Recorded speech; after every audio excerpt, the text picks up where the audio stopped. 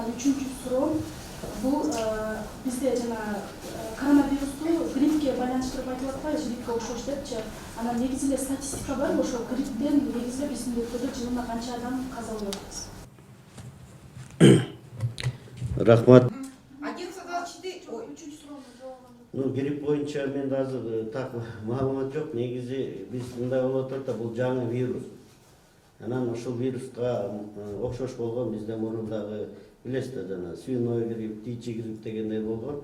Анан бул деген азыр изилденип атат да.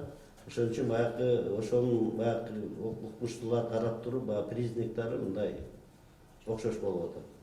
Анан даже мына маалыматтар боюнча, мисалы, грипптен негизи дүйнө жүзүндө мындан көп өлүмдөр катталат да.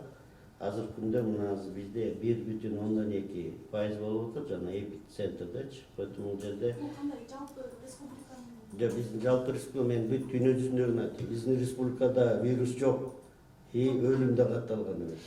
Грипп боюнча таптакыр ошондой бир жыл. Жок, андай статистика бар, мен просто эмчи берсеңиз биз айтып беребиз. 1%. Орчундуу окуялардан кабардар болуу үчүн биздин каналга жазылыңыз.